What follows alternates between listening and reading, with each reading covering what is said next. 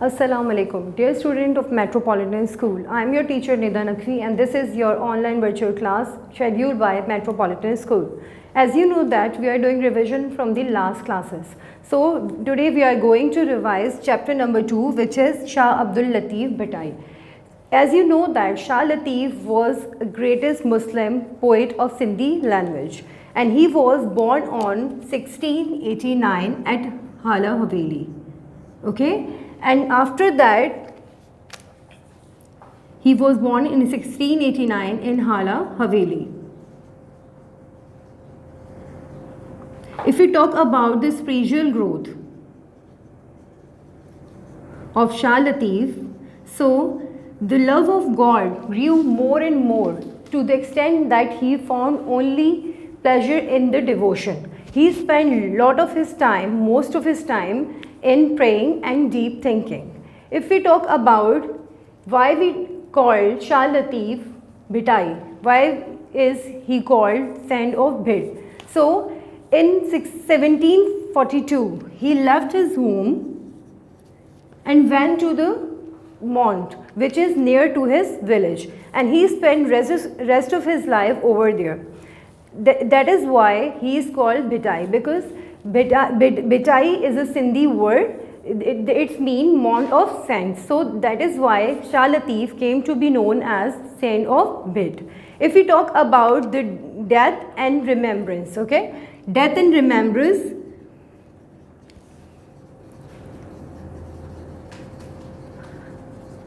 Okay, he was died on 1752 at the Mont where he had lived, and he was buried at the same Mont. His devotees collect his collection and name it Shah Jo Risalo.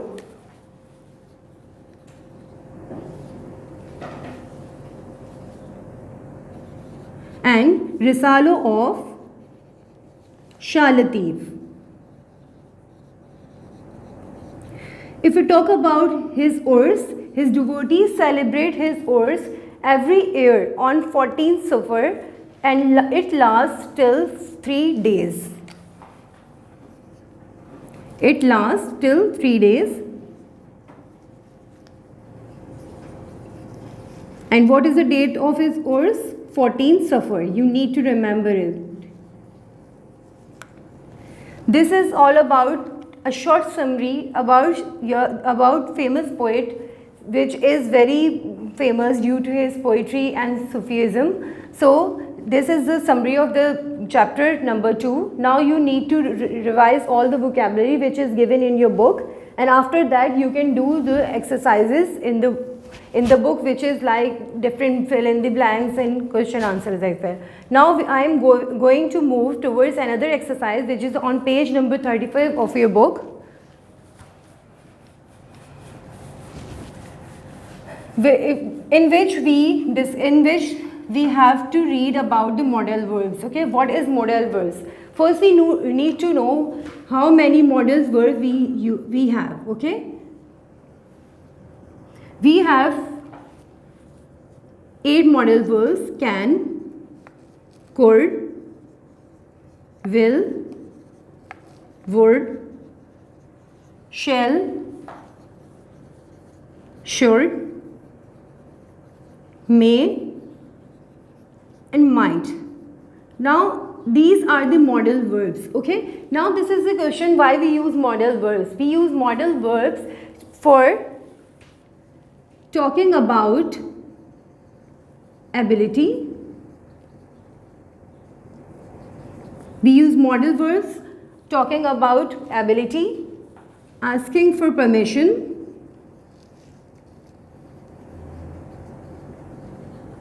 giving suggestions,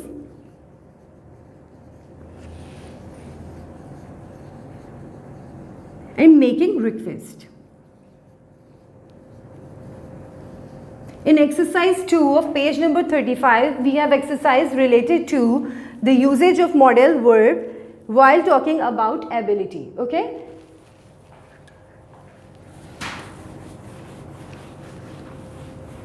Talking about ability. Now we are going to do exercise number 1 and 2 from page number 35.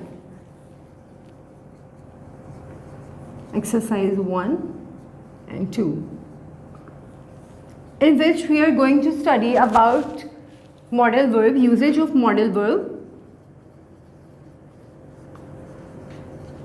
talking about someone's ability.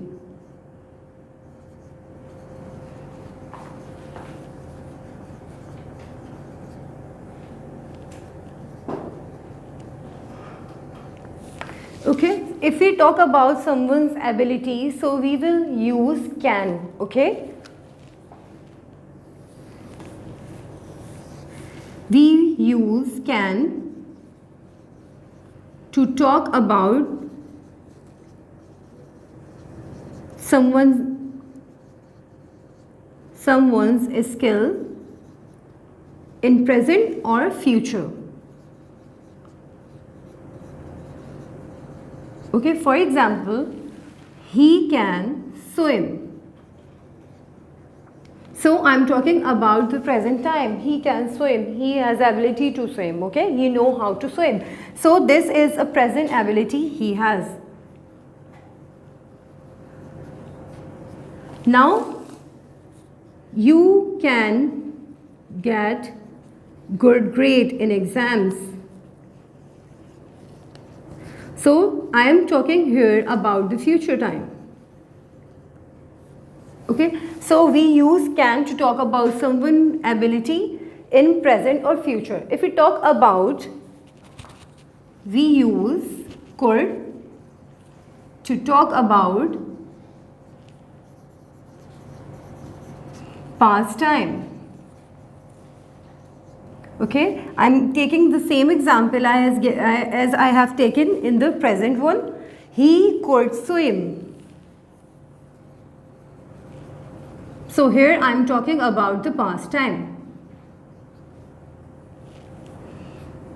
Okay, so we have two modal verbs, can and could. Can is used for present ability and future ability, and could is used to talk about past time, past ability. Okay, so you have to do exercise number 35, exercise number 1 and 2 from page number 35. Okay, so I'm going to move on next exercise, which is on page number 37, in which we are going to discuss the next usage of modal verb, asking for permission. We can ask permission by using three modal verbs. What is our topic? Asking for permission. Okay, we have three modal verbs. We can use three modal verbs for asking permission. But how? Number 1, can. Number 2, could. And number 3rd one is may. But here we need to know what is the difference between their usage. So, can is a very general way. Can I have your pen, please?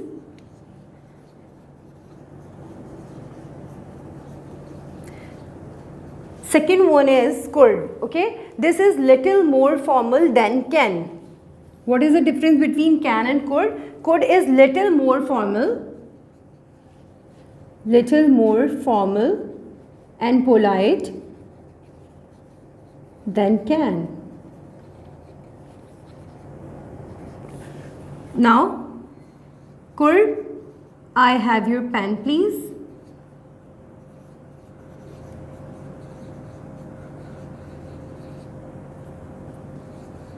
Now we are moving towards the third modal verb, which is may. May is more formal, okay? More formal and more polite.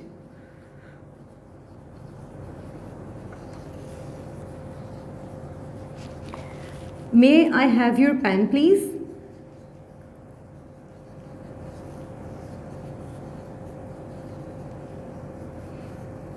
Now you can differentiate the usage of the modal verbs very clearly. Okay, if you are going to do a journal permission, if you are asking for journal permission, you will use can. Okay, If you are asking about little more formal, so you will use could in your sentence. Then after that, if you are going to make any permission, asking for any permission in a very formal way, so you need to use may in your sentence. Now you can do exercise number 2 from page number 37 by using these 3 modal verbs for asking permission. Okay? For asking permission. So this is all about the revision of chapter 2. You need to repeat all the exercises as a practice and remember all the concepts which I have given you about the usage of the modal verbs. Thank you.